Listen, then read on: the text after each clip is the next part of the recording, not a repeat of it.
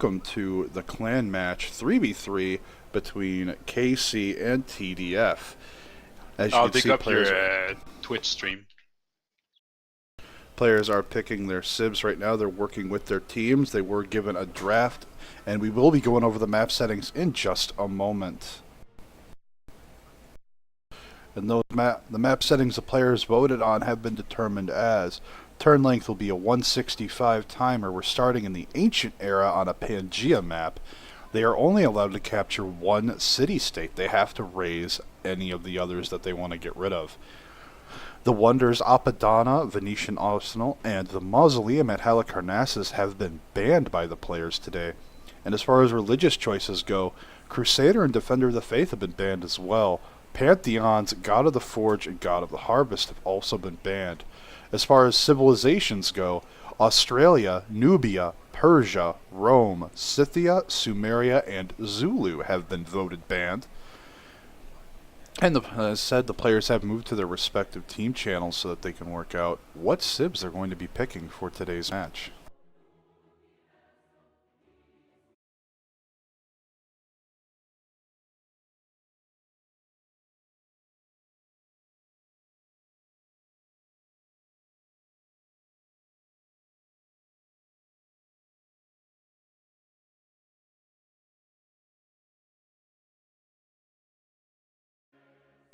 A big shout out to all of our viewers out there, whether you're joining us on Twitch, YouTube Live, or over on Binks TV.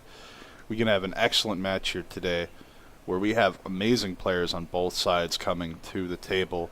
And representing KC is Ustmip, Stasic, and Skycry, while TDF has brought Von Holio, the Mysterious X, and Tomb Raider to the table.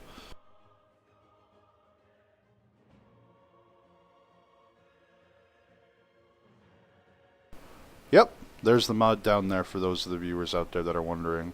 The host spectator mod, that's what allows me to do this. Yesterday's event, I didn't have the spectator mod on because they needed me as a player.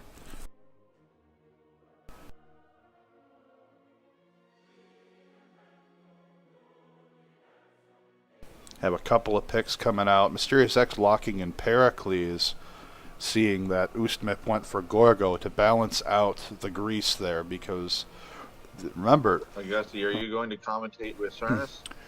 Greece's unique theater Maybe, district, if the you invite Acropolis, it gives them an Alright, envoy.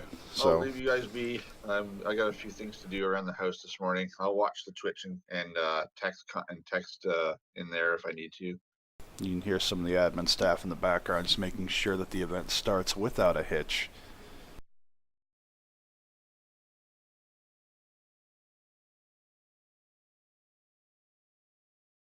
So this is the second 3v3 match you guys have set up as a formal, pretty much semi-pro setting, Agathi. You guys pretty excited for this match? Oh yeah, we're pretty excited.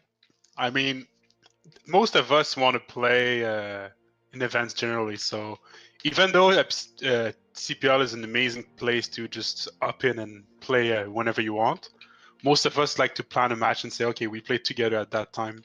And that kind of fits the, I guess, a 3v3 teamer, that spirit. We're probably going to do a few more as well in the future. We'll probably do another TDF versus OP. I haven't contacted OP yet, but I'm pretty sure they will accept. And then we'll rotate with the other clans again. That sounds like a great plan, and it's these formal events, these sensual, so again, semi-pro setting maps, have really been well received by the community. And it's been pretty awesome to see some of the best players from each of the clans step forward up to these challenges. And honestly, I'm very excited to watch this match. Pretty high anticipation. Yeah, I think it's such a good idea. It's something that we should bring forward, really, because most players actually want to see how it looks like as well. So if you're not in CPL and you're watching, this is how it looks like, really. Like here we have like some players that are used to our structure, that are used to like the meta game or whatever you want to call it. But like even if you're not used to it, this is what you would expect from playing in CPL. And I think that's what the viewers really like to see.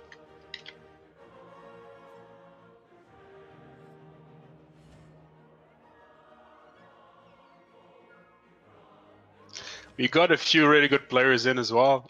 Tom is very fun guy. Like I hope you'll get a culture play in this game. He really likes to do those, and Mr. Sex is a very good dueler. So if he duels like really well, maybe we'll see him taking out another player. But at the same time, Usmip is also a very strong player on KC's team, and Stashish as well is a very known player around. Yeah, all the players on both sides are excellent, and I've played with all of them at least once, and they've definitely stood out in terms of their skill. And it's going to be a pretty incredible match here. And now, for those of you watching, do be patient. It takes a little longer to load in using the spectator mod because it has to manually flip the tiles into my vision. Unfortunately, we have to use the mod to spectate games because Firaxis hasn't implemented an observer mode into the game yet.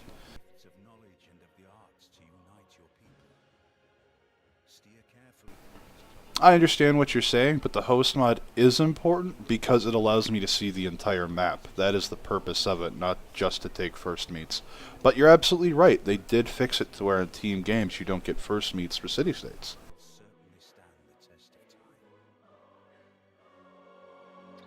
In a way, also balances the map as well, because first meets sometimes have a huge impact on the game. So if I'm playing and I find that this cultural state first, you get those civic first, and you get even the government first sometimes. And this can be very impactful, especially like given the map if there's a 1v1 situation at somewhere. I didn't check, but is it Pangea map for this one? It is. It is a Pangea.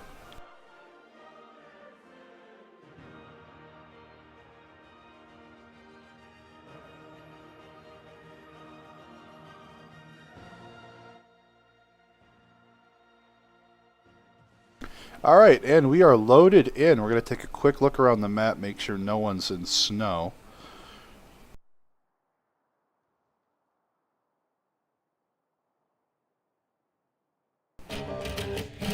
Hey, thank you so much for the support. I hope you appreciate it as much as I do. This is going to be a wonderful match. Hope you enjoy it. Alright, nobody's in snow. This is a playable map, so we are going to be rolling along. I have asked the players to rename their capitals. And we are going to be taking a look around. It's an interesting choice for civs as well. Like most of them are quite strong situationally. Like there's no civ that are insanely strong except maybe Korea in my opinion. But like if you take Chandragupta for example, in a dual setting, in a team setting, it's a very interesting choice because its bonus is actually quite hard to hit. So you cannot really declare a war and get this movement bonus unless you let the other team does it right. But there's Germany as well, very good sim save. So curious to see how it's gonna go. Definitely, and I'm clicking off all of these pesky notifications now since I don't really need to, know how I got my era score as the observer since it's not important. Actually, you're already in the golden age. Look at you. I know, right? I'm just that amazing. I just start perfect. So over here in the west here is Skycries Japan, and he is representing KC today.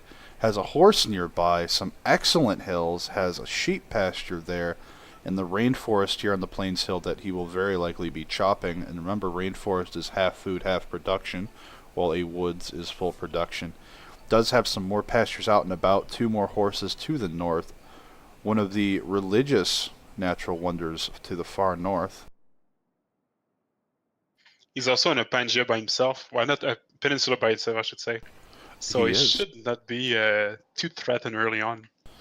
He should be very safe. However, just across the pond, so to speak, is Tom Brader's India, and he is playing Chandragupta. I probably butchered that so bad you could buy it in a shop. But looking at Tom's land, look at that beautiful sugar in the marsh there. That's a 5 food on its own. He's going to have so much growth in that city. Going to hit 2 pops super early. Probably transition over to his production tiles after that, so he can work these 2-3s and 1-3 tiles. It's absolutely beautiful. It's a very good strategy as well, but he's going to lack housing early on as well. So he'll probably need a builder or eventually an aqueduct to get a good city there. Unfortunately, he's not going to be able to get the river settle on the hill. He's going to have to go here to get the benefit of this natural wonder. But having a natural wonder with golden science this close is incredibly potent. And his ally of Germany is relatively nearby as well, so they'll be able to help each other out a bit. This is going to be especially important with Gorgo being so close. Gorgo tending to want to be much more aggressive, take full advantage of getting culture on kills. So who is Gorgo? Who is Germany? Germany is being played by von Holio, and Gorgo is being played by Oostman.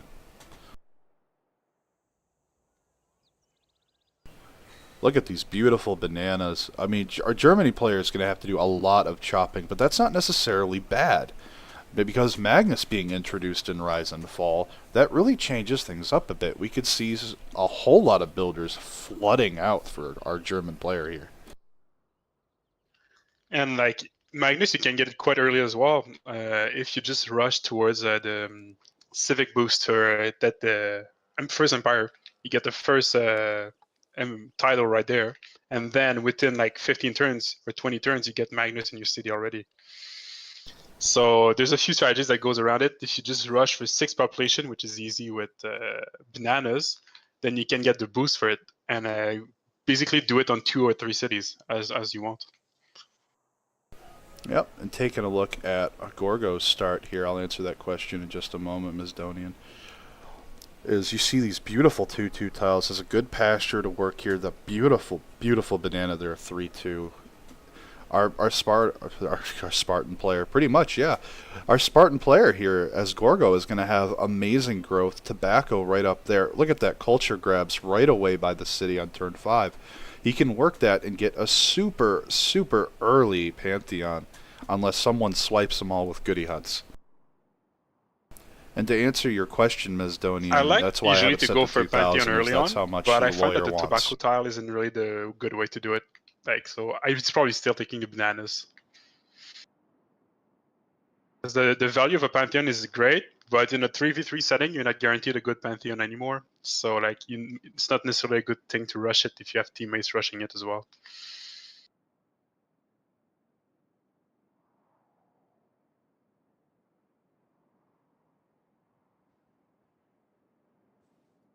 Yep, and that's not just donations that's in that pile. That's money that I take out of my monthly check that I can save and I put in there as well. But thank you for asking. I appreciate the thought.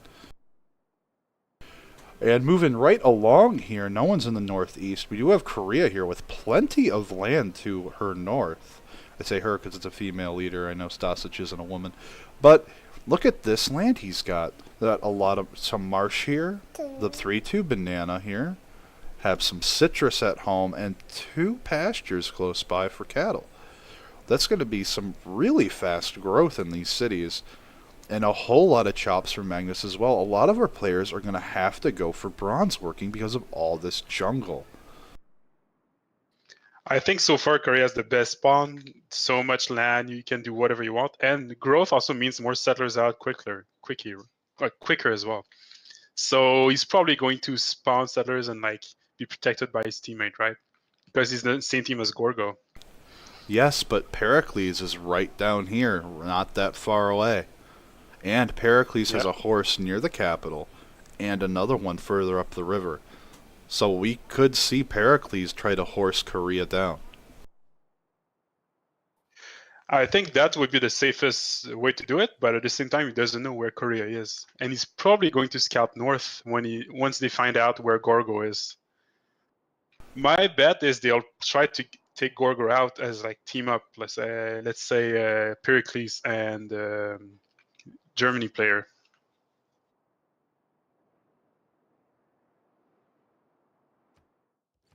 Oh, for sure. And taking a look at Pericles' start here, not just the horses, but has a beautiful marsh rice there. Some good hills, of course, as the natural for Greece. And double sheep pasture here, not that far off, one getting grabbed by the culture of the city. Going to see some very fast growth and production. It's a good location, and you know that Greece has like a hill bias, so that's why they get so many hills around their cities really often. Although with the mod, it doesn't always like show this way, but it's still like pretty respectful. And since the map is a new world age, then each player should have enough hills, plenty of hills to have a decent amount of production. And I love also that wonder right there, the Milford Sound or the Piopitahi, right south of Germany. I think it's one of the best wonders in the game, so I'd be curious who would settle it. If I were in this game, I would like really Germany to settle that spot. It's pretty far for Pericles to readily defend. At least very early. He'd have to send at least 2 settlers over here just to get one on the river and one here, just so we'd have a buffer, so to speak, to protect it. Odd shape to the landmass around the Piapiatahi this game. Normally you'd see it branch out a little further. So it's going to be interesting to see where the players want to settle this. I mean, honestly, this gypsum settle would be incredible, but there's no fresh water, so it kind of like blocks it a little bit. Well, there usually isn't a freshwater settle near one of these because it's always coastal. And honestly, it's not close enough to the river to aqueduct settle. And the ideal settle for this city is actually right here next to the gypsum on this 1-1-2-1 tile. But you'll never get water to it. For Germany, that's okay because they're just going to Hans the formation the crap out of it anyway. They don't really care about fresh water. But Germany probably won't settle it because look at all these floodplains. You can't put districts there unless you're Egypt. He doesn't need to settle it at all. You just like, if you just look even at the jungle north of him, you could get more chops if he goes for Magnus as well. And then you would get such a big army or such fast districts, whichever one you will try to do first. And then from there, if he manages to hit his Hansas and hit maybe like knights, it's a very strong timing, and the map really allows him to hit all the other players, basically.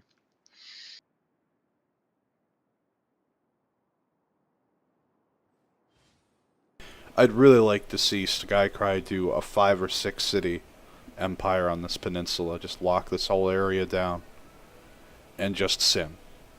Not even explore this way. Just sim. Just put this scout on this hill, put it on alert status, and just sim. That's all he has to do, and he knows it too. Look at his scouting. He's done a great job exploring this peninsula out. He knows there's nobody here. No one's remotely near him. He could just sit back and be super greedy. I think it's going to go down to Japan versus Korea. Even though Pericles is in range for Korea, we'll see how it plays out. But it's going to be 2 very big sim civilizations, and Japan and Korea are on the same team. Oh, I'm so bad. I didn't realize. Okay, well then it's all about like Korea and its teammate holding ground for Japan to really to win the game.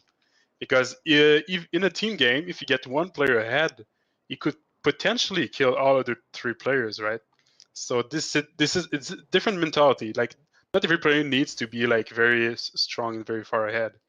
If you have one player which is really behind but has to put another player behind, it's still worth it. So like it's a different like way to approach the game, the map. First settler out also for Chandragupta. That's right. Probably gonna go right here to grab the best tiles off because he can settle another one up here and grab the rest. Yeah, that's probably what I would do as well. He's already scouted it, so he knows the terrain up here. Which is weird. He sent his warrior here, moved it back down, put his scout through here as well, and then sent it east instead of fully exploring the northern area. However, Usnup's going to be seeing this as well soon. Well, it's probably like trying to find the other units. So this is a pattern, right? So he has an unescorted settler, or will have one. But since he has done ample scouting, he knows exactly where the units are. So he might need to get a new unit to block it, to escort the settler, but maybe he won't, depending. Because Gorgo doesn't necessarily know there's an unescorted settler yet either.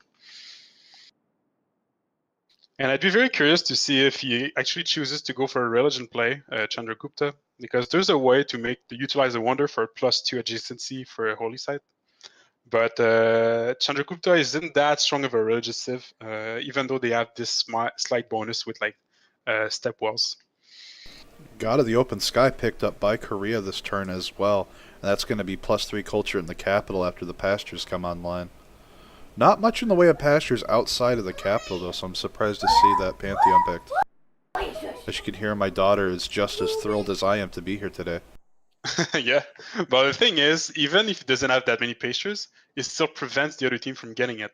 So there's like another way to do it. Like maybe he scouted that like this Greece player, which basically has huge sheeps, could get it, or if any other player would probably get it as well. It's one of the most popular anyway. Oh, it's incredibly powerful.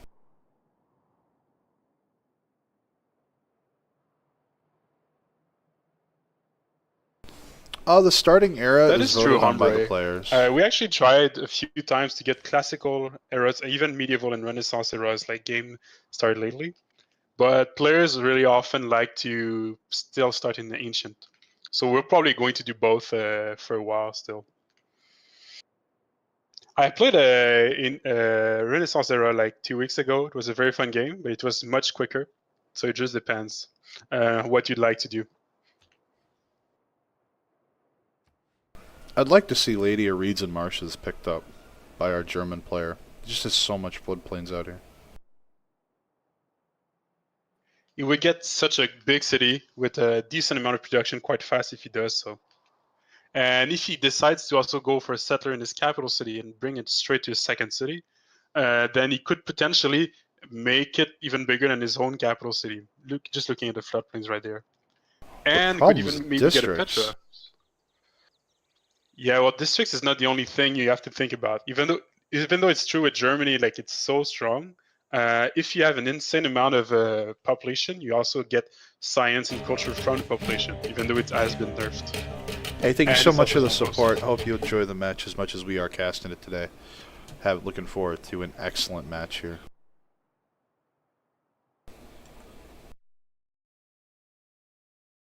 Well, thank you, Sonia, for joining us, really. I'm glad to see you here. And I wasn't sure if it was going to start up, but finally, like all the players were so hyped for it.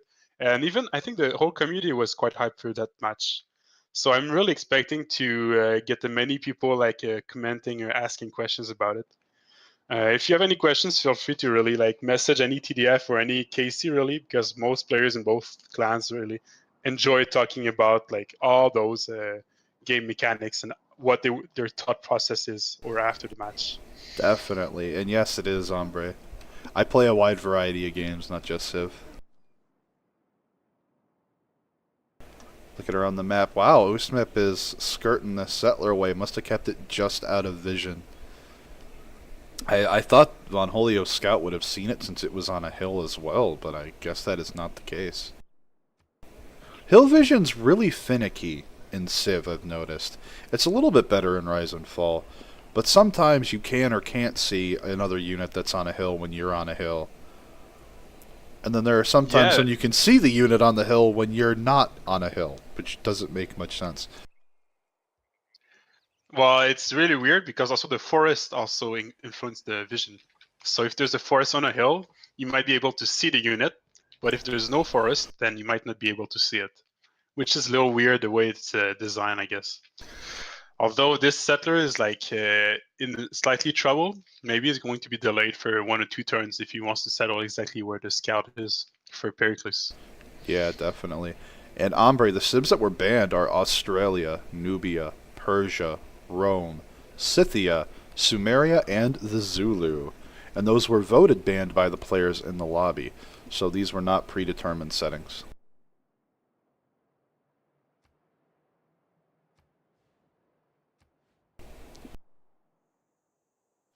To really block a settle, you only need 1 scout, really. So if Greece wants to really get that settle spot, he would need to get a 3rd unit out. So he has already 2 scouts nearby that scout, but it's not enough to block him. Because if you hit 2 scouts on the scout, then you still the scout gets a promotion, he heals up, so you still delay the settle for at least 5 or 6 turns. Or you force to settle somewhere else. I'd like to see Pericles settle right here on this hill and aqueduct over the wheat. Grabs That both could be of these really hill strong. gypsums. Look at all these beautiful 1-3s that he would grab with that. Yeah, a very good sell spot. And even if he doesn't aqueduct straight away, it's just so much production. You have enough production to get your granary, to get 2 extra housing, and to get all those like 1-3 forests as well behind once you grow. And with Magnus, it's so easy to, so like once everything's done in that city, you can move Magnus to this city, get 3 more chops, and like basically build districts or build like any units you'd like or would need. Yeah, there's no food though in that settle, but there's still like a way to chop a granary. That's what I would do. But at the same time, maybe I'm not a pro player either. Maybe it's not a good decision. Well, there are ups and downs to it. And as you can see here, there's not a great deal of food, but it will reach out to the crab. You can put a fishing hut there. That'll provide more food. Or you could aqueduct this hill instead of the wheat. You could farm the wheat for more food. Yeah, it's at the same time you could even do instead of that settle, you could do in 2 cities. You could settle the river on the right of the wheat, and you could settle another city right next to the Wonder, the Milford Sound Wonder. So you still get the 2 3-3 tile, 1-3 tile, and you also get the culture and the gold from it. It depends, Hustle, because you can run trade routes originating in that city and internalize your trade routes, and it'll get that city more food as well. So there are ways around dealing with low food tiles. You just need to think outside the box a little bit. You could even, if you want to, it's not very popular, but you could chop the wheat with Magnus. And this gives almost 2 population nowadays. So it's like 1 population and a half if you're on 1 population. So it basically gives you 1 extra population and 1 extra tile you can work on. So really early on, you could get so much food. You cap out very early in your city, and then you get all those production tiles if you want to get a granary or any units or district you need. And it looks like Tom is going to settle on the Mercury instead of that flat tile there.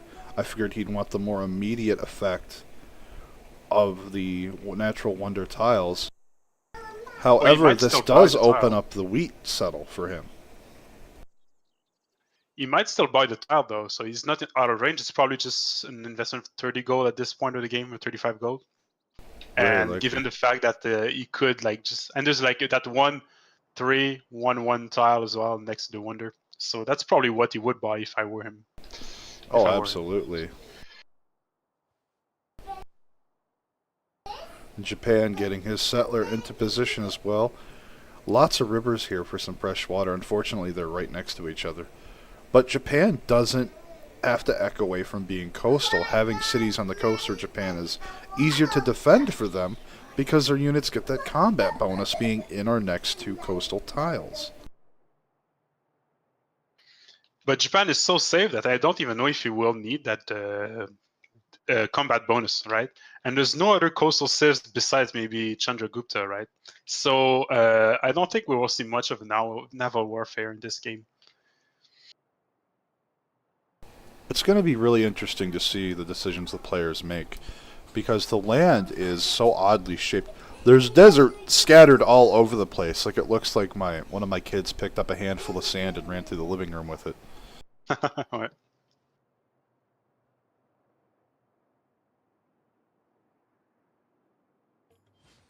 And don't forget that, Japan's Sim City is ridiculously strong. And with all being alone like that and having the land shaped in the way it is, it's kind of rounded, this green area. I mean, he could set up some really, really nasty diamonds, just like a Germany would. And he has some mountains here scattered, pretty beneficial for him. He'll be able to get some really, really nice campuses. Well, I think really Japan is going to lead this game. So if his team survives, he might still be able to win it on his own, depending on how he plays it out. But at the same time, the other team has a good shot at winning still, I think, because like since it's going to be basically a 3v2 on the mainland, Japan also is quite far, so he cannot intervene that quickly into any warfare. So it's both like a good and a bad thing that he's so far from all the other players. He could still send gold, which often is what we do in teamers. So like if there's a player that is safe, you probably just send all the gold to those players who need it. And Japan is in a good position to do so. And it looks like, oh wow, this Already is some one. more happening, huh? This is a ballsy play. He's gonna drop this city right in his face. Mysterious I X think it's a going good right play. to Stasic. But I think it's a good play because you don't want to let Korea sim, right? That's almost the worst mistake you could do. And if you don't let them use their bonus, Korea is basically actually quite a weak civilization because without their campus, they don't have much. They have the Wacha, but the Wacha is relatively late compared to this stage of the game. So he might be able to hurt him enough before he hits the Wacha to really like irrelevant him. We will see. I don't think they declared war yet, no. There's no declaration yet, which is kind of interesting because it would have put zone of control. Because you can't move and settle if you're at war and you're moving to an enemy unit's sling, even if you're linked up. But the Slinger doesn't give a zone of control either. So the Scout could have given a zone of control if you moved the Scout. So there's no because like the Slingers is like a ranged unit, and ranged units don't give any crowd control like bonus until they get a promotion. I think it's level 2 promotion. It's actually level 3, but remember, settlers are civilian units. They're affected by all military units. Oh, that is true.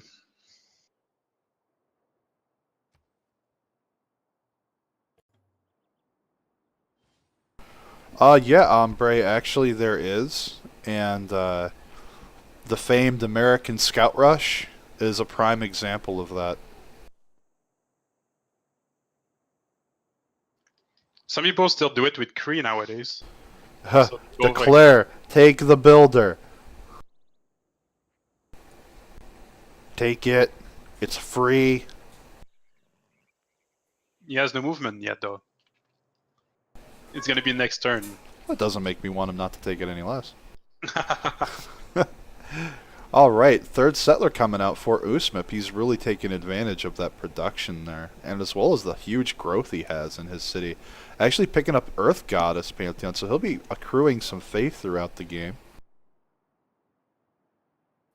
Nowadays, Fate has been like quite useful also in Rise and Fall. There's so many ways to use Fate. So her Goddess is now one of the top tier pantheons, I think. God of the It's gaining Sea. a lot of popularity. God of the Sea gets picked up by Japan. Going to take advantage of all the fish, crabs that he has along. Plenty of reefs, too. Look at that amber. It's really nice. He's going to have a very enjoyable start. I don't really agree with the settle in Sendai, but hold on. Okay, he could still fit another coastal over here. Maybe he's looking to expand outside his peninsula as well. So if he goes for bigger cities, you can have more space if you don't like min-max the distance between cities as well. And you still get a good campus spot behind those mountains, so it's not too bad. I mean, honestly, in Rise and Fall, having 1 or 2 holy sites built isn't such a kick in the shin as it used to be. Because, I mean, religious bonuses mean more now, because not only the faith generation being used, and this city's going to flip in 15 turns, so Mysterious X better have a plan. He needs to put a governor there. He needs to get maybe a card to make sure it doesn't flip. And if he stations a unit, it's +2 loyalty per turn. So it will probably delay it to about 30 turns, which should be okay. And another thing about the religious bonuses is things like stewardship and that only provide like a +1 are those really small bonuses that you don't think really matter unless you heavily invest. Those mean more now because the game's so much slower. And speaking, there is the first of the campuses coming down, the Watchtower. I think the Say it best thing long, about sorry. religion is really the dedications now, because with era score, each era you get to choose if you're either, well, if you hit the Dark Age, you have special policies, but if you're the Golden Age, you also have different dedications you can choose from, and many of them are fate related, and often are the strongest one. Well, strongest one. It all depends on like the map type or your strategy, but since fate has been seen as slightly weaker, those dedication really help you push out some settlers sometimes or builders to expand quickly, War or to spread your declaration. religion. War declaration. Oh, KC declares on TDF. And this scout is getting smacked around and told to get lost.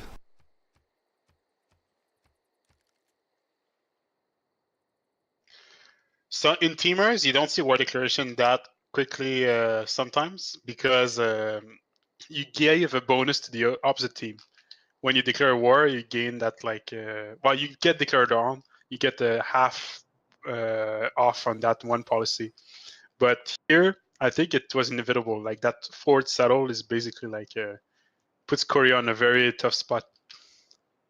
And that bonus will go to defensive tactics, and TDF will enjoy that.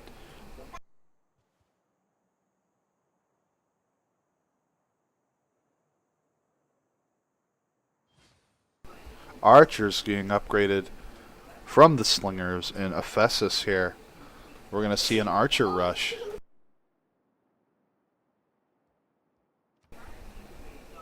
Turns until the next era hustler, 10 to 12. Haven't had the real countdown just yet. But these archers are going to do some real damage. Oh yeah, and I'd be curious: is the Defender of the Faith and Crusader banned this game or not? Yes, it is. Okay, because Mysterious X has been known to play around with those a lot, but if they're banned, you cannot really use Crusader here, which would have been a very strong push. If you do a Crusader plus Archers, you basically kill an enemy in this situation. Oh, for sure. I mean, it's... Archers are oppressive enough on their own. They're amazing ancient era units. Just scrolling around the map here to see what the other players are doing real quick while things die down, as upgraded units can't move or attack. Their movement points are spent being upgraded. Another settler coming out for Japan. He's just looking to really eke out all of his land and enjoy. However, Tom Brader will find him soon. Tom has 3 cities of his own, and his land is very strong. The tiles are excellent. Taking a look over at Usmip's area now, he's really making the most of his area. He does have iron here. Highlighting that for you guys right there. We can tell because of the science node there.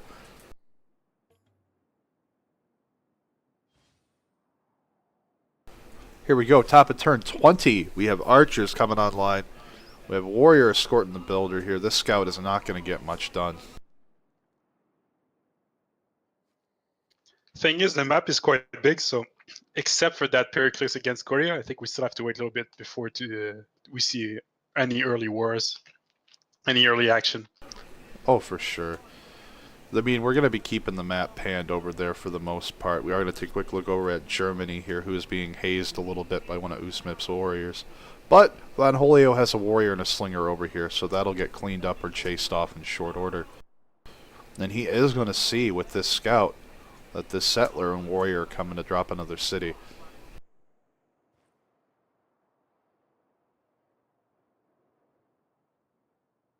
Looking at Germany, actually, maybe he could have gone also for the culture from plantations as a pantheon. Since he has so many bananas and cocoa, this would have given him an edge. And culture is actually quite strong in the new expansion. Almost on par with science, I would say. Especially so because of the meritocracy card being lost. Every point of culture is so much more important now. And he hasn't picked the Pantheon just yet. So we'll have to wait and see what he ends up deciding on.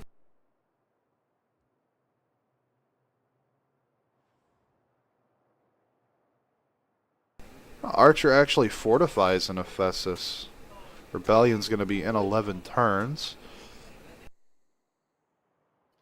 I think it will hold. If he gets a governor in there, which he probably will get the victor for +5 combat strength, or basically Magnus if he doesn't need Magnus to chop so far. It's a +7 per turn, but it's instant. So as soon as he sends it there, even if he's not stationed, he already gets a +7 loyalty per turn. I think we're more likely to see Victor. He doesn't have a lot of chops in his capital, only the one. And he only has... I mean, you could chop the copper for gold if you really wanted, but that's something you do later on in the game. Oh yeah, you won't put Magnus in there to chop. You would probably just put it if he doesn't have another governor, just to keep it from flipping. But Victor is definitely a better choice in that situation if he keeps on fighting Korea.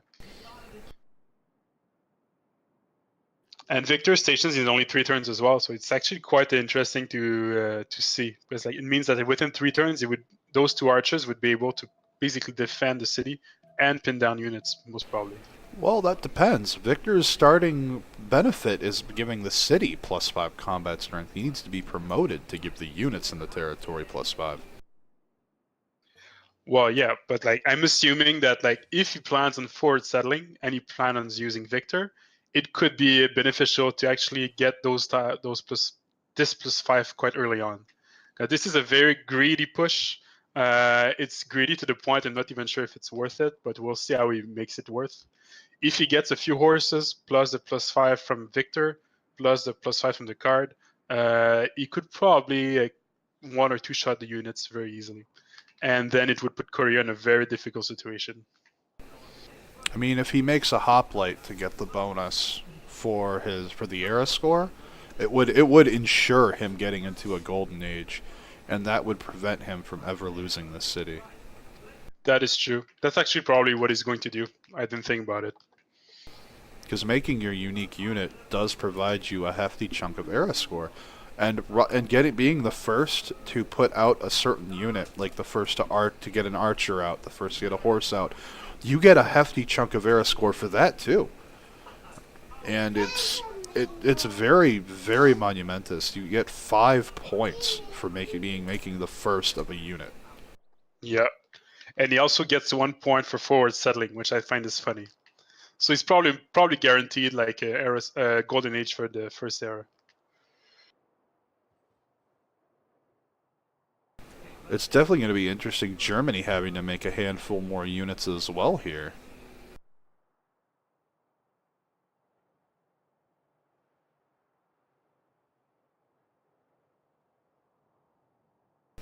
Usmip getting ready to work that iron. Nothing really standing out in Tom's land. He does have a trade route going though, so his internal economy is going to be pretty rock solid. We're going to take a look at the player's gold incomes and such around turn 25 to 30. Going to give it a little time to actually develop. Japan has iron as well here in his capital. He's getting ready to put a mine down on that.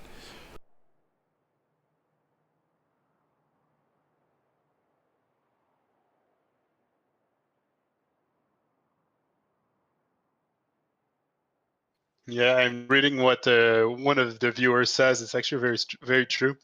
If you go Korea, wait for Magnus, chop out those campus once you get Magnus. So you don't need to rush them early on. And you will probably get help from his team as well to hold the line, probably from Japan, which Japan can send all his gold to like Korea and probably his iron. So Korea should be safe. We'll see, but I think the goal of Pericles here is just really to slow down Korea as much as he can. That's the only reason why I would see you settle the city right there. Warrior comes out of Ephesus, definitely going to be turned into a sword. Archer's moving forward to be aggressive. This one's holding the hill. We have a settler coming in back at home in the capital. That'll be escorted by the warrior. And we do already have one Seiwan up by Korea. So that'll give the Korean player a pretty hefty science lead. A +4 this early in the game is incredibly detrimental. That being the case, we do have lots of improvements going on in the other cities. 2 builders running around for Usmip here. And he's moving his warrior onto the horse, likely to buy that tile or wait for the culture grab if he's not going to buy it, so that he will have this horse for his team. However, our Chandragupta player has 2 horses here. He just has to grab the tiles and improve them, and he'll have 2 horses for his team. Encampment coming down for Tom Raider as well. So we could see some general shenanigans. What could be interesting is if we see a Chandragupta go for a Varu push, which is a relatively late timing, but very strong one because the Varus gave -5 to all units around. So if he pushes against Gorgo, he could just put Gorgo on hold. But the thing is, Gorgo also has hoplites, and hoplites can hold Varus very easily. So I'm not sure if he's actually going to go for like a Varu push. Well, it depends if he can line them up or not to give him that +10 for being adjacent to other hoplites. Because Varu is applying the -5 to adjacents really adds up and hurts. But take a look at the Pantheons that got picked up here. City Patron Goddess gets picked up by Mysterious X, and he is dropping an encampment down in Stasic's space. And just like we thought, Lady of Reeds and Marsh is picked up by our German player.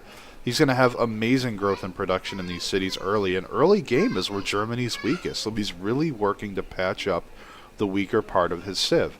And that's going to give him an incredibly strong mid-game, and another encampment coming down from Stasic as well, matching the aggression here. Yeah, I think those two Pantheons are the best choice that were available to them. The city patron Pantheon for the encampment, this is interesting. It means that he could potentially finish his encampment like 1 or 2 turns earlier. But the best way to utilize it usually is to go for 2 or 3 districts in your city and finish them all at once. So like you build it up to, let's say, 1 turn, and then you do the second district up to 1 turn.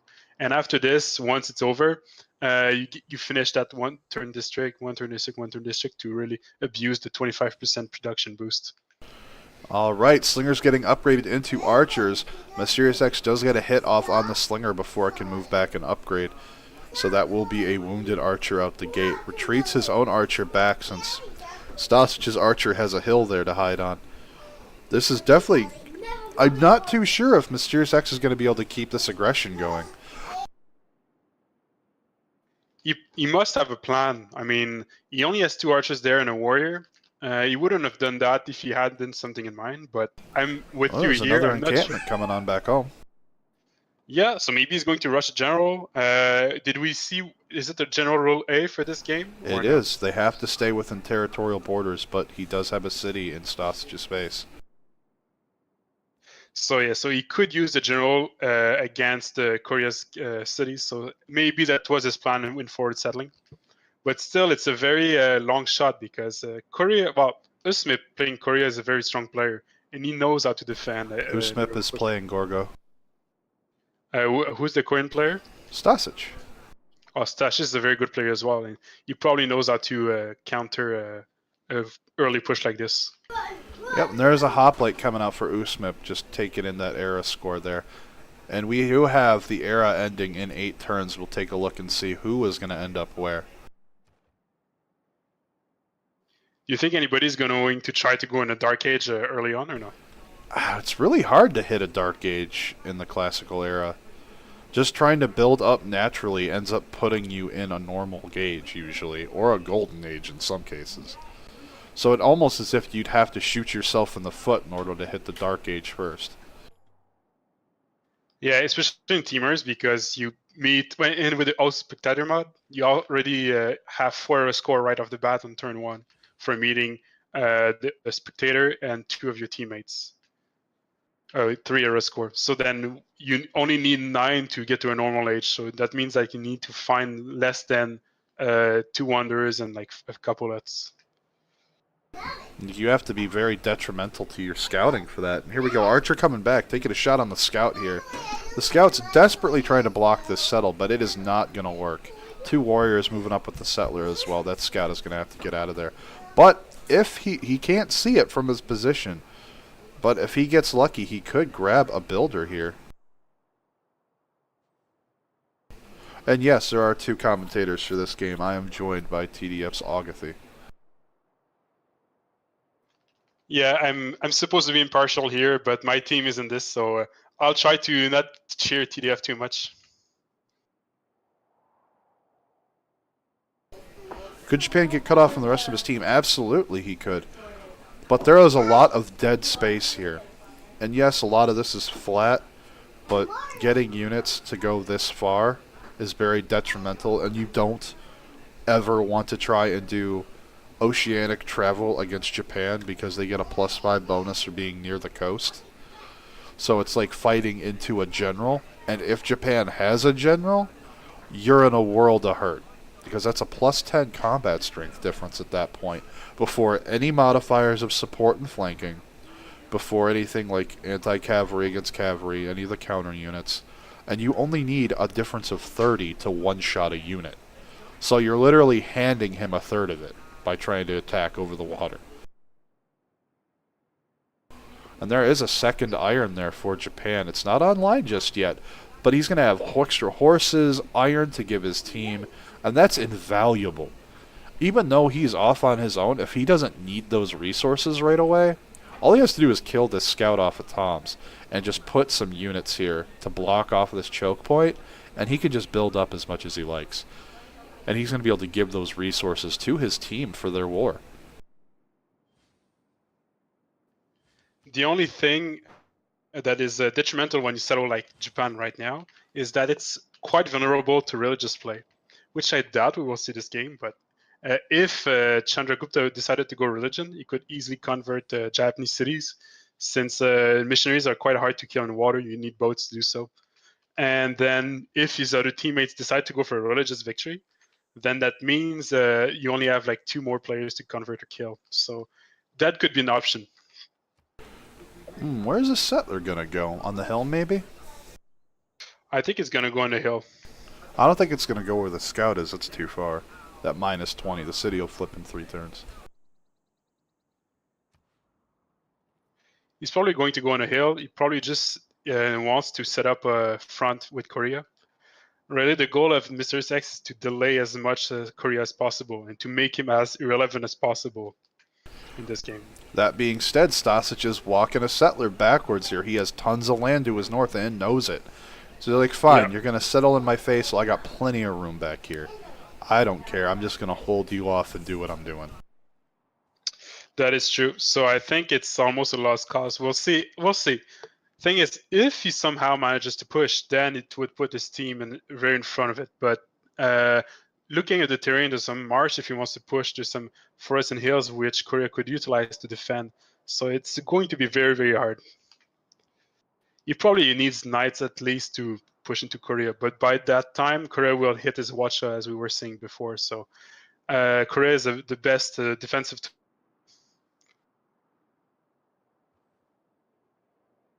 It's going to be really interesting to say the least, though. I mean, this archer's taken some heavy hits from Stasic's here. And if he's not careful to move this archer out of the way, it's going to take another heavy hit. It's got about 2 hits left in it before it dies to this archer. Navy pressure. That's not Aztec, that's Chandragupta's India. I know the colors are very similar, though, Pizza.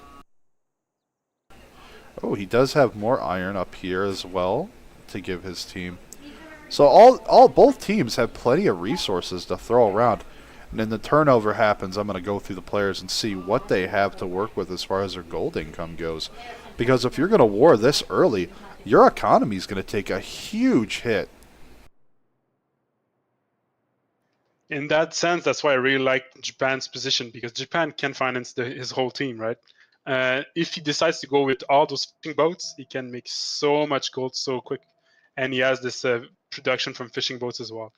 So he could even rush cartography to get +2 gold from all those fishing boats. And if he does so, he would basically on his own be able to finance the 100 gold per turn easily in the medieval age. Oh, absolutely. And I'd love to see it anyway, just to see him hit Tom's capital with a caravel. There's no way he'd see it coming.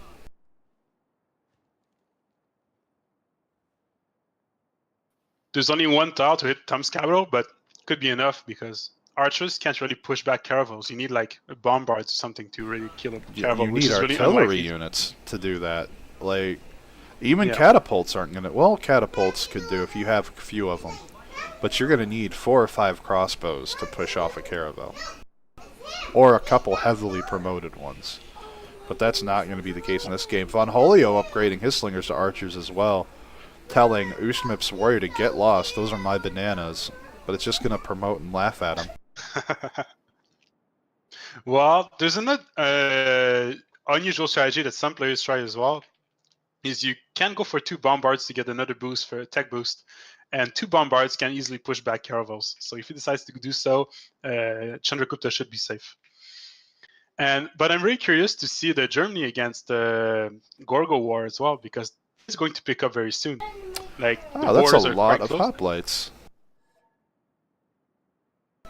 Yeah, a lot of hoplites. He's seen warriors and archers. Why would he make hoplites? Even side by side, they're still at a deficit. Well, maybe he doesn't. He made the warriors to upgrade into swords, but applied. He decides to get a support bonus from the applies as well, just to be sure to get arrow score. Or maybe he just wants to hold the line on one side, fortify 2 hoplites, and push with swords on the other side, which could be done.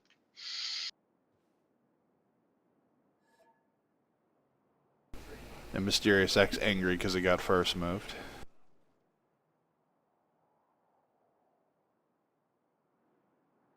Crowd cheering wild for the hoplite use this game. Never seen people so excited to see hoplites. Look at all this faith he's accruing. Like, I want to take a look here. We're going to go from the top to bottom here, starting with Gorgo. Sitting at 98. 10 gold a turn, definitely not bad. Has a luxury there in cotton. Has 1 iron. That's definitely not bad. We're going to go to the next teammate here, Korea. 19. No gold per turn that's visible. Might be negative. Does have a relic, though, that he picked up from a goodie hut. Or maybe got it traded as well. In teamers, it's quite often, once one player gets a relic, you just trade it to the other players for them to get a Pantheon. So that must be where he got it from. Horse and iron online for Japan. Only 4 gold a turn, sitting on 15. So pretty much just flooding his gold over to his team. Not a surprise there. Germany making 15 a turn with 47 banked. Taking a look over at Pericles now. 78 with 8 a turn. Still doing good in the eternal economy there. 67 and 8 a turn from Tom Raiders India. So as you can see, the teams are feeling the blow of this early war because they are supporting their teammates' war here, especially the Pericles Korean war over here. And Korea, Stasic does get the encampment up first, but it looks like the one in Athens completed a similar time. So we'll have to wait and see who is going to get this general, and it looks like a project's already been checked out by Mysterious X. The first general is actually quite crucial in that war, because since it's been so early aggression, whoever gets the first general might be able to get a unit off the opponent team, or get a better position simply, because you still get a movement bonus. And which first general is it? I didn't get to check. Is it like Sun Tzu? It is Sun Tzu, so we will see him retired later on in the game for the great work. But remember, archers are ancient era units. They don't benefit from the general. That is true. But there's going to be swords soon, and it's probably going to hit the general at the same time he hits swords timing with some gold, which is most likely what he's planning to do right now. Yeah, you can see him banking the warriors over here in Pharsalis.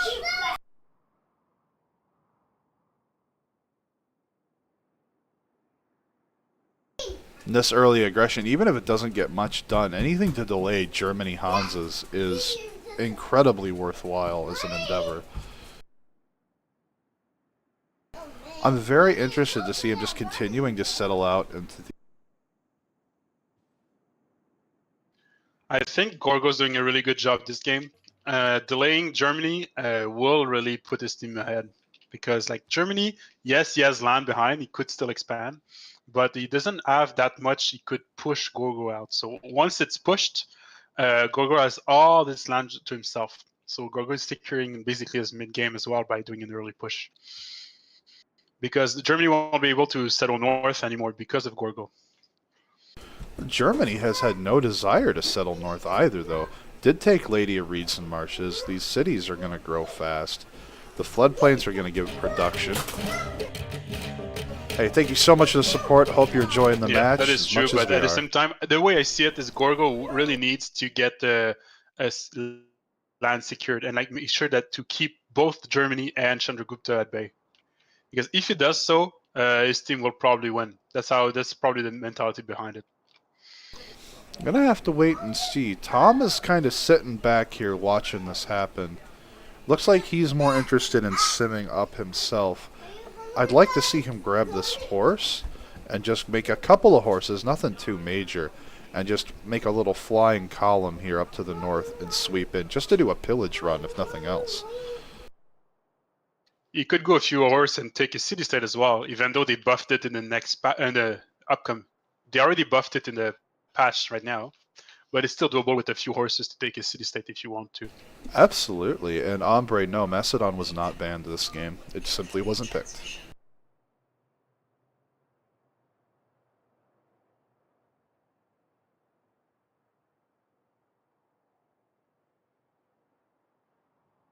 Still in 3 city for Japan. He really needs to go for a full settler push. Maybe he was waiting for the card to get 50% off settlers. That's why he decided to sim. But I would like to see him on 4 or 5 cities pretty quickly.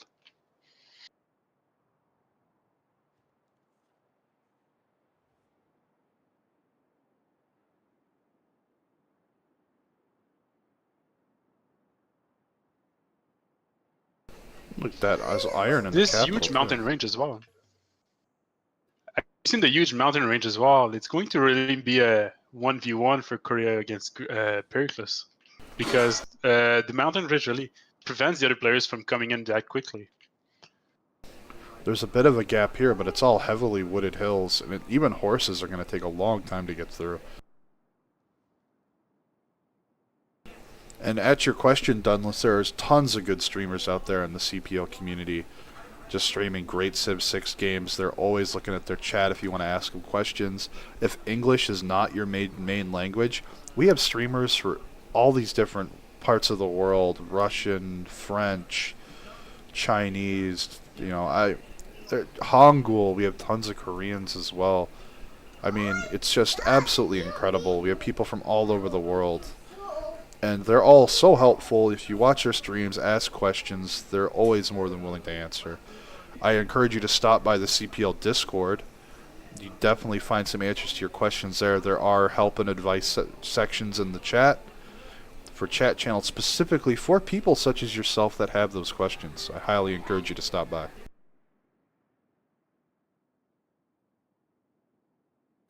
CPL really has seen a lot of new players in also lately, so even if you don't feel that you're like that good at the game, but you still want to try it out, the level of play is quite fun because like you get lots of new players in.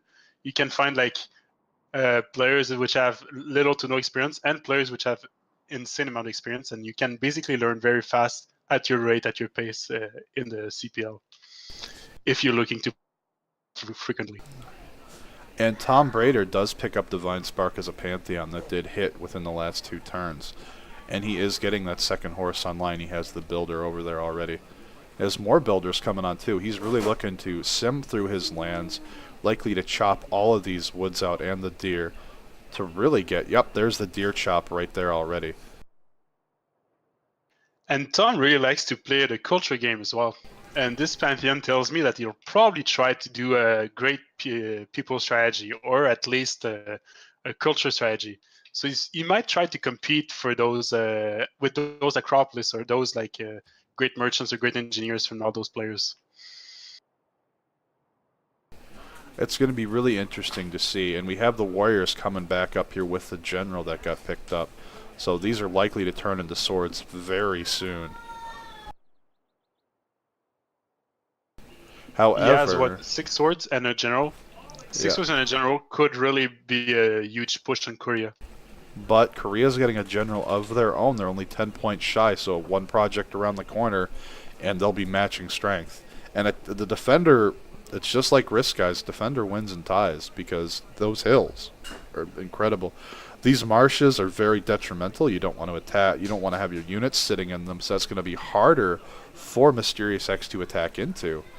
And look at all of these hills. Even the encampment there's in a good position to provide fire support. And if he gets walls automatically consider you to be on a hill for terrain advantage purposes.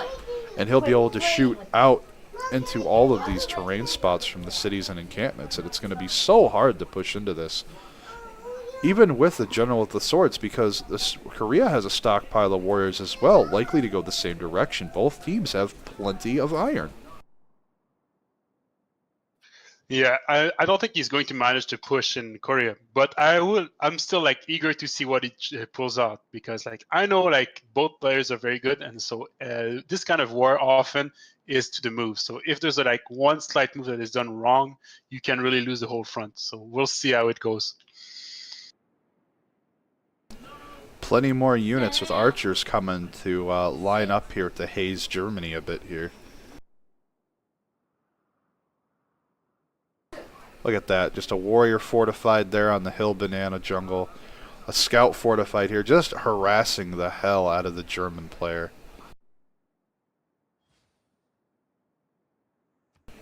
And the era has flipped over. We're just going to pick a random. We're going to pick Free Inquiry because it's my favorite. But we're going to look and see what did all the other players land into. And it hasn't registered just yet, so we might have to wait until next turn to see that update. We are at turn 31. We're going to take a look at the demographics here. And it is blacked out because for some reason, Firaxis, please make that white border a bit wider so that we can actually read. 10.5 science a turn coming from Usmip's Gorgo. Stasic's Korean Empire is looking at 10.5 science a turn as well, and 12.1 from Skycry's Japan. Flipping the page over to TDF's team here, 6.7 science a turn from Von Holio's Germany, 11.7 from Tom Brader's India, and Mysterious X's Pericles Greece at 9.7.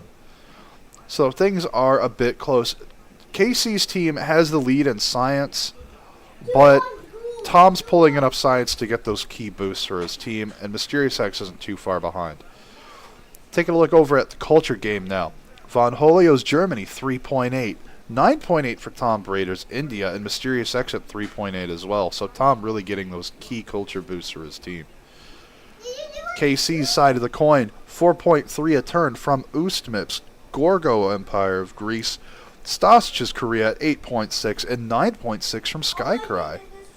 So all in all, KC is doing a better job of managing their economies, their macro game, if you will.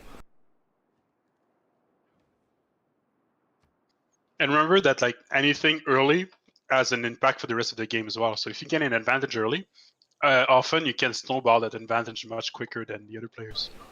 Absolutely. And speaking of advantages, Mysterious X hit swords first. Gorgo is being played by Ustmip, Carlos. But Korea did get a general as well. Hopefully has swords around the corner. He will not be able to hold this. He does need swords of his own to hold against these swords. Does have a lot more archers, though, to provide fire support. If this sword steps onto this cattle tile, it's going to get rained down on and is not going to have a pleasant day. Does any of his teammates actually hit the sword tech, though? I'm not sure he has a sword tech boost, the iron working boost. Unfortunately, we can't view their portraits on the tech tree, apparently. Firaxis, please fix. Because I'm looking at Gorgo, it doesn't look like he made swords, and Japan doesn't look like he would do swords either. So but they've both got iron online. They know where the iron is. He hasn't improved the second iron, but he did improve the first. And because we can see the science note, he does have at the very least bronze working to see it. A builder coming out. General moves out.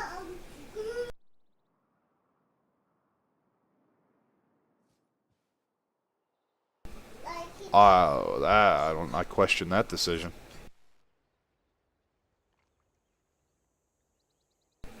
And it looks like this sword did have the tortoise promotion for the +10 against ranged attacks.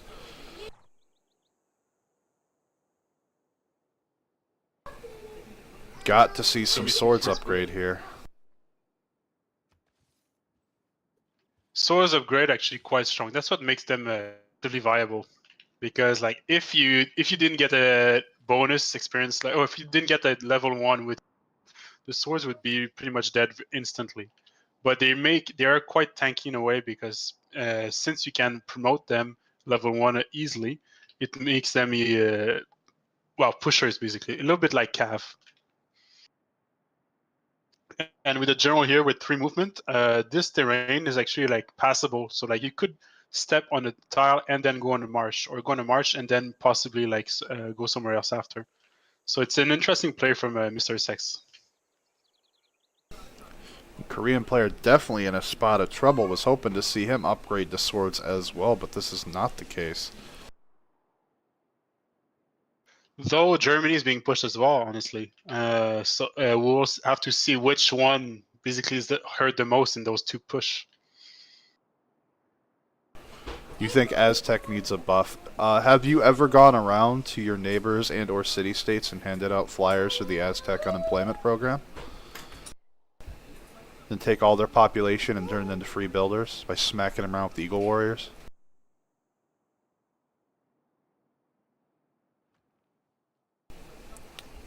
Germany needs swords as well. Yeah. They have the iron. I'm not too sure why they didn't go for the technology for it. Oh, Tom Brader got the 3rd classical general, and that's going to force the generals to the medieval era, and Aethelflaed will be next.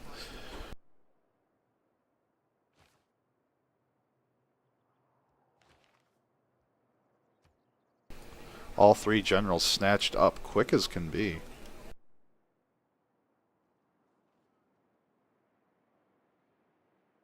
We don't always see that in a rule A setting, because often the classical general cannot be used that efficiently since he cannot leave your borders. But I guess for this map, it's quite worth it because of the border proximity, basically.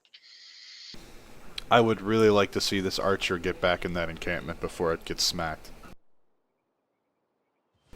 Thank you. It's gonna go to first moves once again.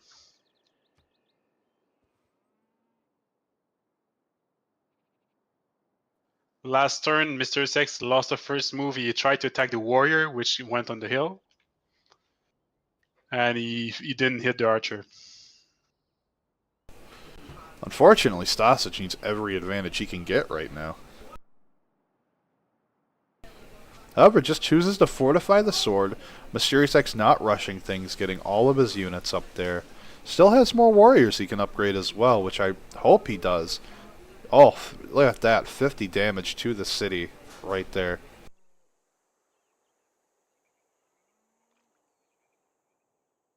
If he manages to agree, actually he's in a good position to take the city. I think this rush could really well work.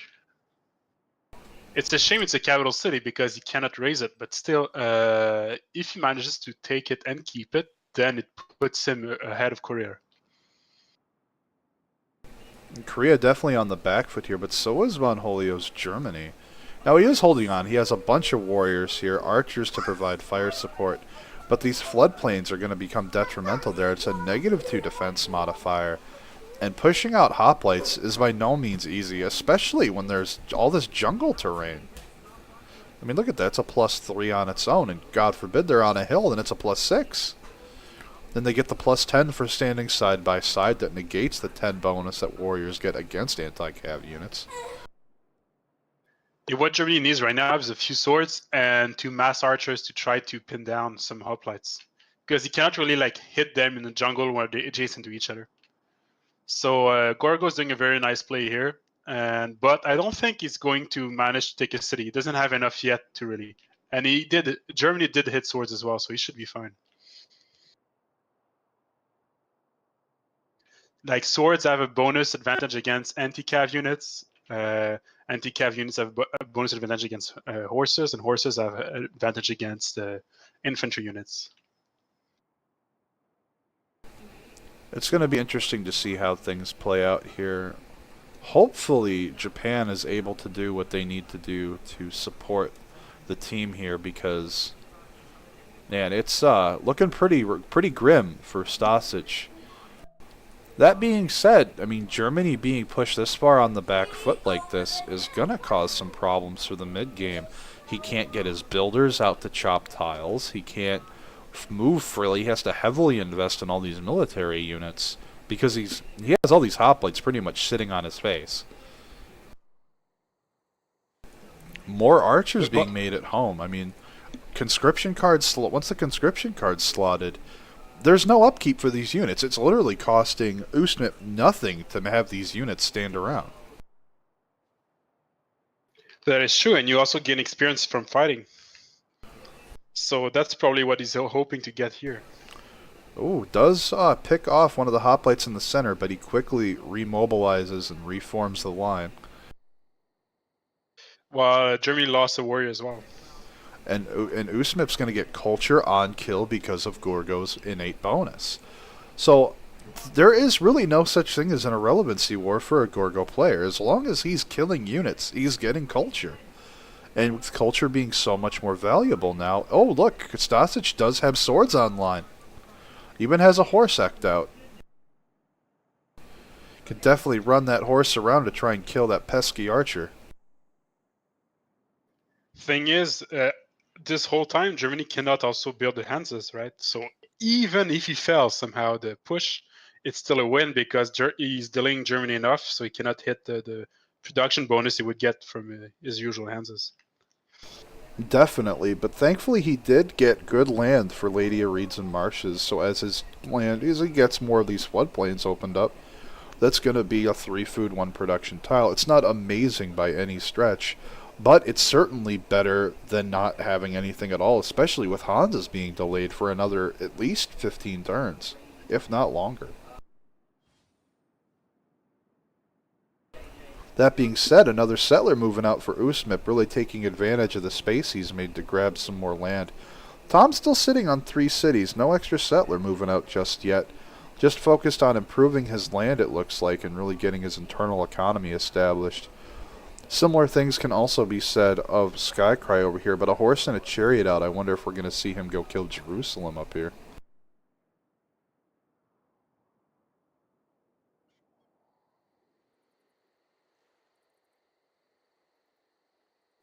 How does the city-state look so far? Is there anybody's suzerain of any city-state? Not just yet, but Amani has been allocated to Mohenjo-Daro and Zanzibar. Skycry has applied Amani to Mohenjo-Daro, and Tom Brader actually assigned into Zanzibar. And Zanzibar is just above Ustmip, so if he suzerains it, these warriors are going to come in for a pillaging run.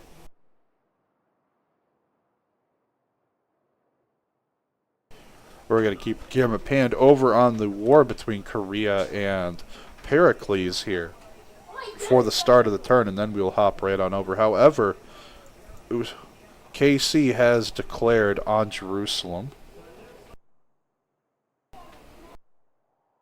I think it's going to settle down. I don't think he can push much more. There's now a horse in the Korean city. So the strength of the city is just too strong right now. He cannot really hit it. Only way he could keep pushing is if he gets a few more swords and somehow flanks the city on the right side by the river. That's the only way he could really push in there. But yeah, I saw it from the chat, like the samurai thing. It actually could be a thing. If Japan decides to go for a samurai play, he could try to invade Chandragupta, because Chandragupta is coastal as well, so you would get +5 bonus from there. The movement penalty of 2 there that I showed there for the unit makes it kind of sketchy as to whether or not to use it. But there is a lot of flat land there, so they could definitely make the move. The big thing for them is not taking any combat penalties for being wounded. That's actually really huge in this game.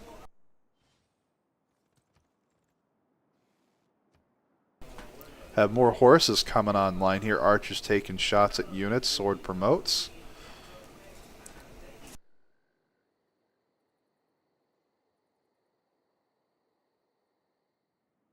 Yeah, I agree with that, Hustler. I'm not too agreeant with him going for Jerusalem right away. I think he should have just spammed the hell out of settlers for a while. Enjoyed his infinite city sprawl moment, because he definitely had the time. Still does, in fact. I mean, Tom can honestly just sim city away himself. He has plenty of land to do so. I'm rather surprised to see Tom not pushing settlers out like crazy. That being said, Von Holio is starting to push Usmip's forces back, but the damage is already done. The Hanses have been delayed. he's seen all of these floodplains that are going to really make Hansa Diamonds just not happen for the most part. So we're going to have to see some creativity come out of Von Holio there to see how good he can get these Hansas up to. He still gets a good adjacency for commercial ops. So even if it's not the perfect setup for Hansas, he will get a decent amount of production and a decent amount of gold, which is all he needs really. Like he's already behind. As long as he keeps Gorgo at bay, he's actually like benefiting to his team, because if it's on par, then there's only Japan left to deal with, assuming Korea is also like pushed back by Mysterious X.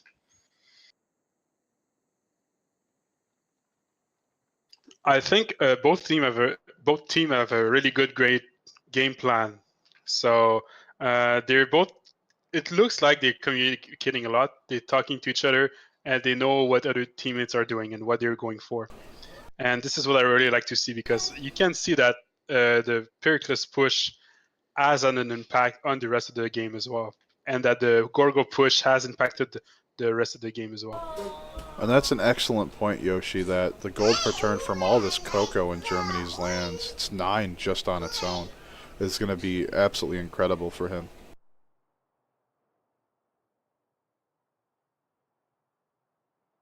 So even if Germany falls behind, he could basically provide a goal for his team as well.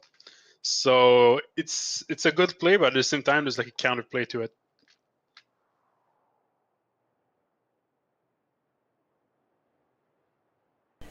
Oh, Von Holio actually sending a trader out to Agra here of Tom Brader's city, so we could see some reinforcements rain down through the road. But Tom really doesn't have much in the way of military, just a few archers here. We do have a disconnect though, and it is on the turnover. So we're probably going to need a re-lobby here. We're going to take a look and make sure units don't... Yep, units moved, things were bought. We are going to need a re-lobby.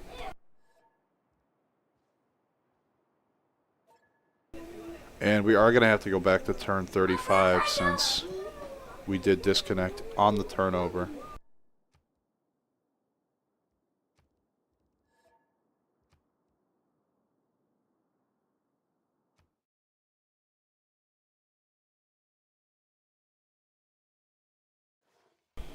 Mysterious X still crying about me hosting because he has a potato for a computer and can't first move.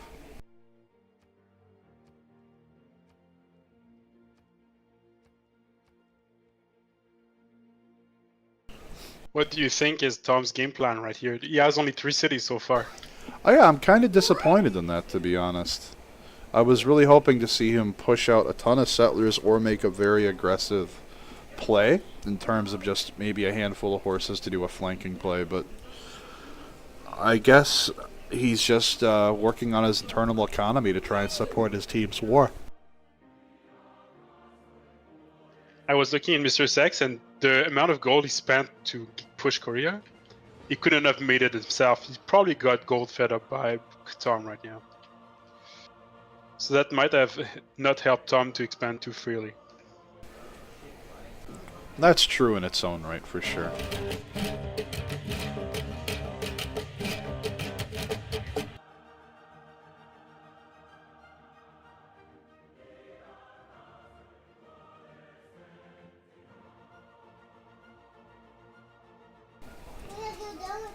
Do have the lobby up.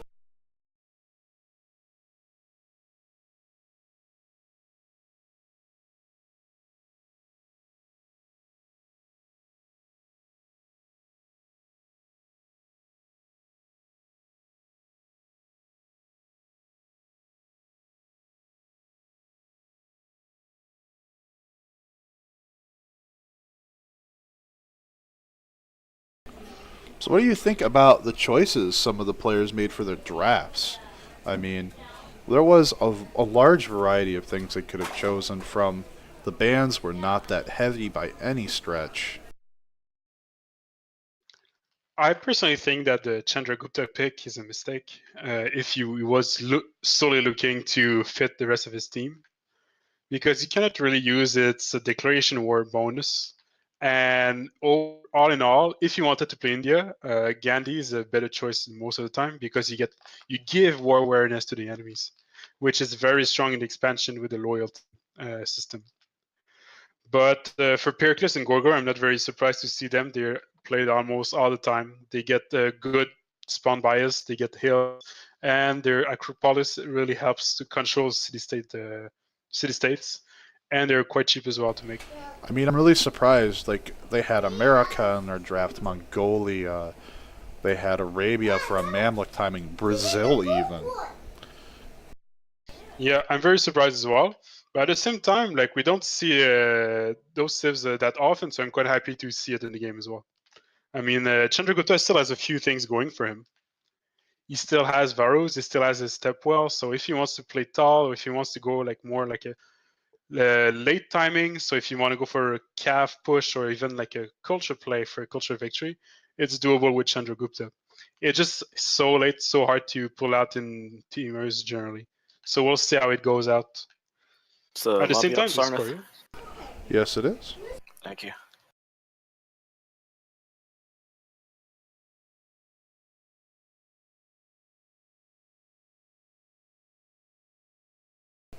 I kind of expected, since there are members from each team in the lobby already, they would tell their teammates the lobby was up. About that communication skill thing. That is true. Something we still have to work on, I guess.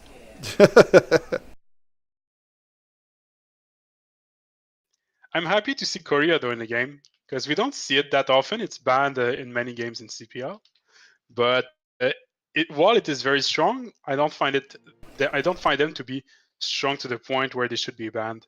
And it's a very fun game style, because you sit back, you put your C1 online, you get a few wall shots, you get a few walls to defend your cities, and you're fine. You set up. So if you Hey, do you like a Korea or no? Mysterious X failed to join. He erred.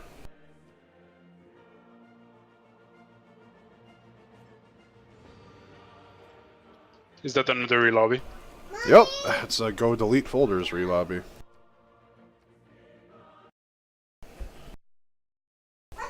And I'll put up an image so that we're not all staring at the black screen of Oblivion.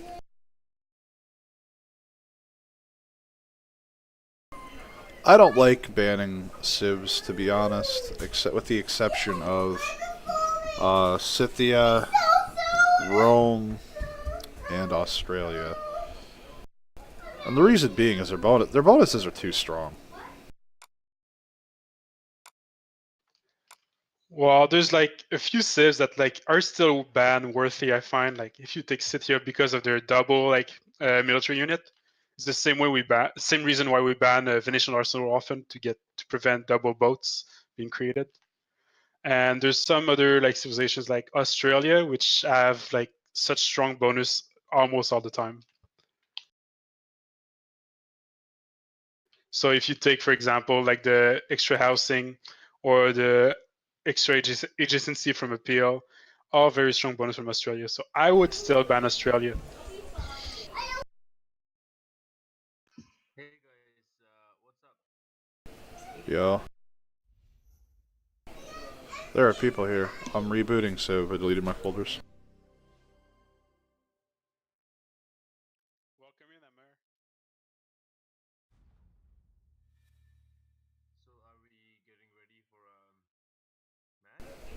match? It's already on. It's up. Who won? It's being played right now. We do a relobby, but it's been going on for an hour or two. Alright, lobby is up.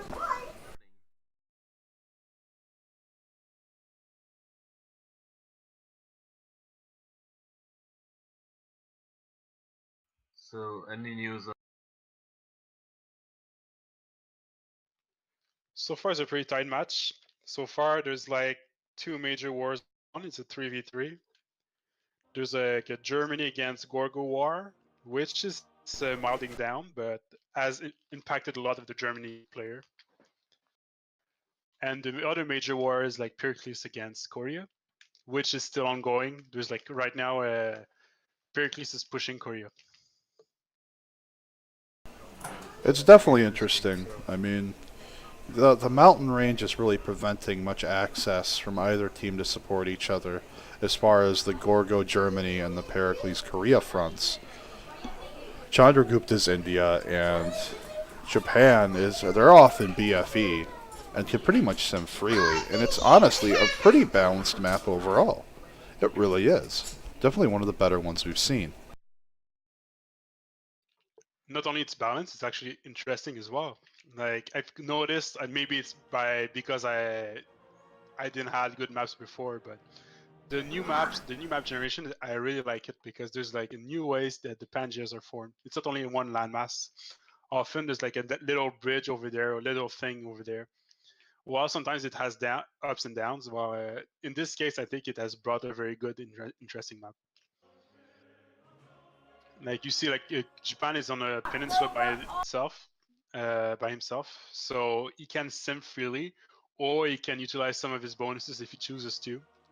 And Chandragupta, even though he's on the main main area, he's still like far enough that he can sim on his own.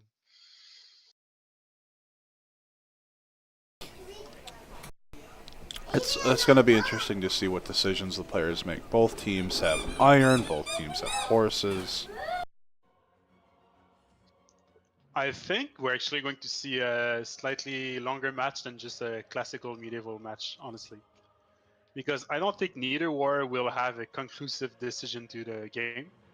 And I think that overall we'll have to wait for Knights or even CAF to really see how the world shapes. And during this whole time, we'll most probably see constant war all the time as well, just because of the map generation.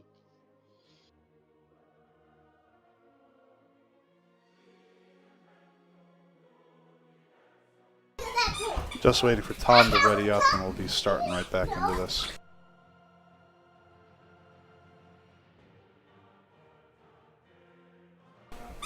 Andrew Smith, apparently.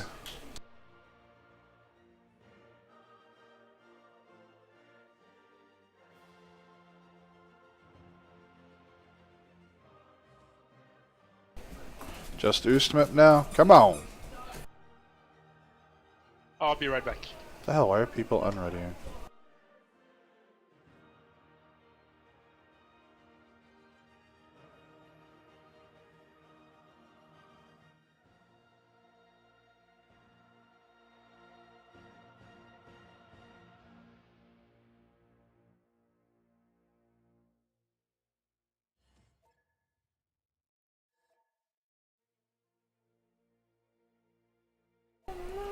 Waiting on one more.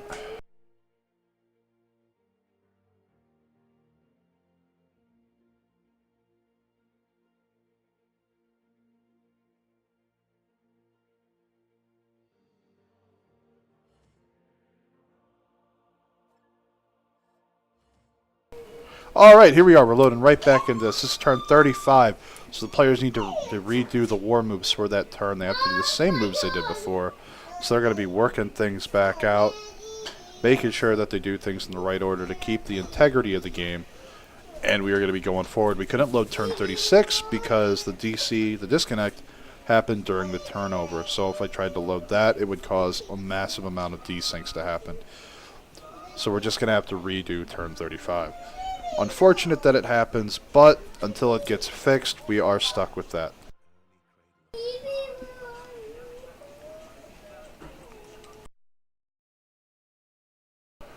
And there you are. You can see the beautiful loading screen. The blue banner, very pretty.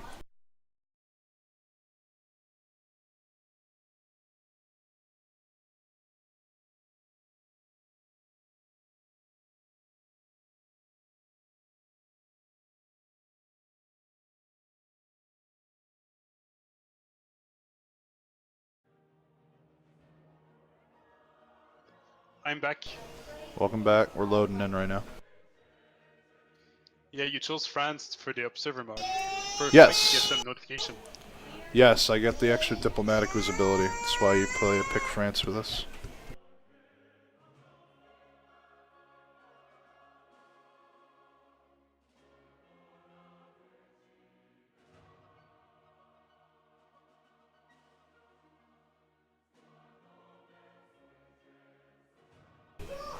And I do apologize again, it does take a little longer to load in than normal because the spectator mod has to initiate itself. And there we go, we are back in, game's paused. My daughter loves Pokemon, if you hadn't heard.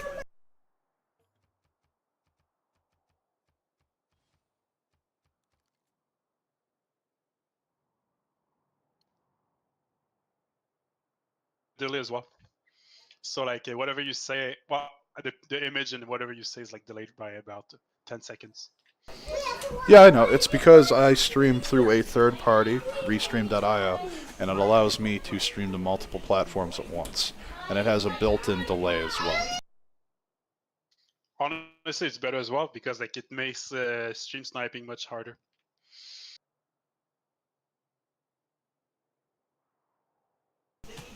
Alright, everybody is here, it looks like.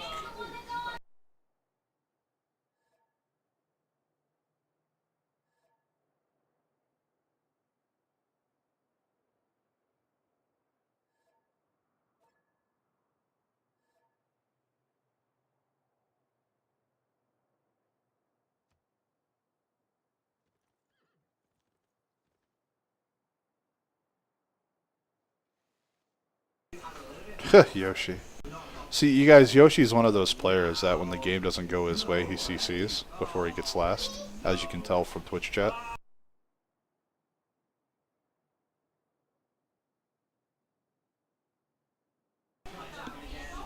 So basically, what he's saying is you should irrelevancy war me every game.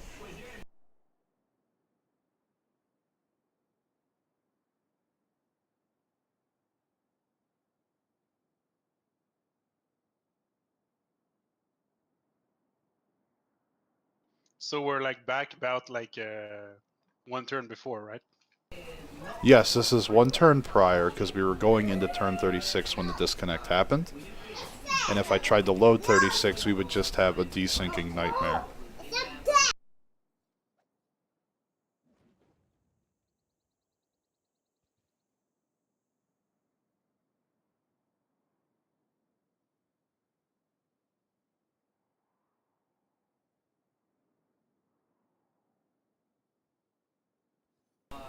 Oh, we actually have a hoplite coming out for Mysterious X here as well that we didn't notice before. That'll be moving up to try and deal with some of these horses, but on its own, it's just going to get sniped down by archers. He probably is building a second uplight in the front city. So whenever the second uplight is going to be ready, he's going to have two right there. Maybe in Parsolos if he wants to establish a front on the other city of Korea. Perhaps. And as to answer your question, spearmen aren't as bad as they used to be. They now benefit from oligarchy. They get the +4 combat strength now as well. The Xayj policy card that provides bonus production now applies to anti-cav units, including which includes the spearmen now. So what made them bad before was not being affected by those things. Now that they are, very different ballgame. And this spear being here is in case horses or Vario come running along the flatland here, and he'll already have some units in position. This is just acting as a spotter, although I'd like to see it on the hill instead. Or even this hill here. Choke up this point here, choke up that right there. Just literally enjoy the game.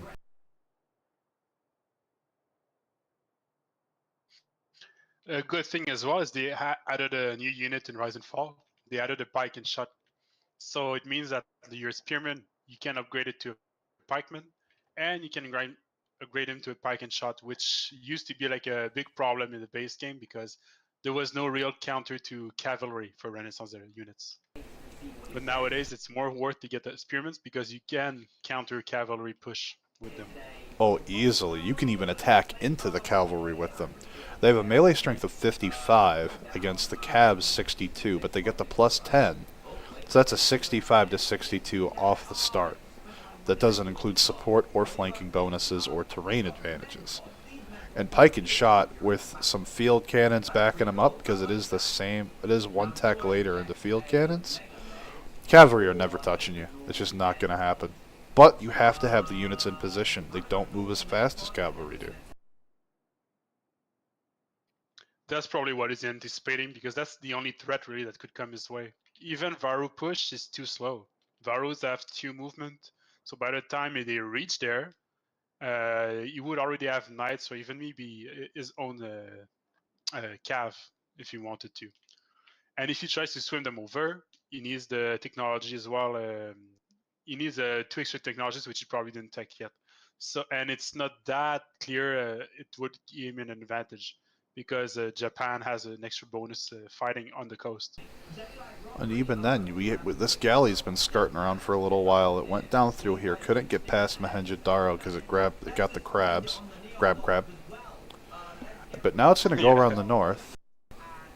And once it gets around to this bend, because it's just going to explore through the coastal waters, it's going to find... Well, he already knows Tom's here because of the scout. But he's going to be seeing exactly what Tom's working with. And even then, it's eventually going to skirt its way along the northern part of the map there and just continue exploring the coastal of the Pangea, and they're going to find any of the city-states that are pocketed away that they just couldn't scout to. He could also just sit it in his other city and upgrade it to a caravel to do like a small caravel push if he wants on top, just to annoy him. That's another good point. It'll help get the surround on Jerusalem, because it will jeopardize the coastal tile, and that will allow the encirclement for the siege. I am really curious why they declared war on Jerusalem when he didn't have units up there to take the city.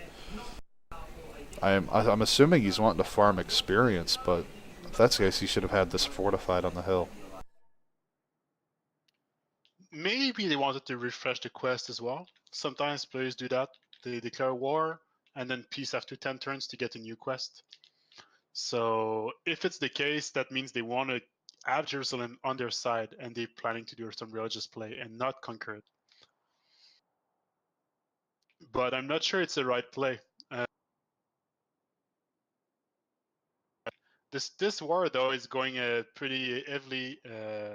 It's the push from Greece is actually quite efficient, because he managed to grab both sides of the river, and now he has swords basically like threatening Korea all the time. But he doesn't have enough to really take any cities from Korea, I think.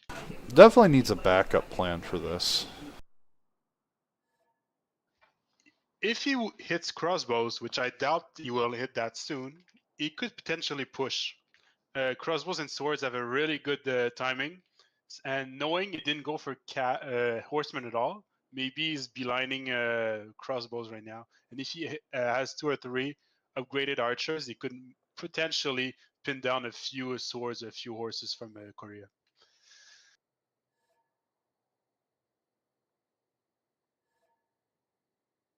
And general also affects crossbows, because it's a classical general. Yep. Looks like the players are arguing over war moves.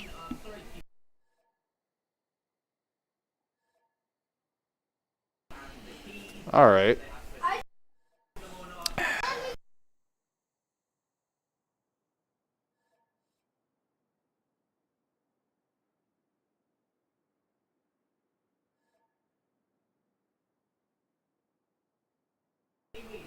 Alright.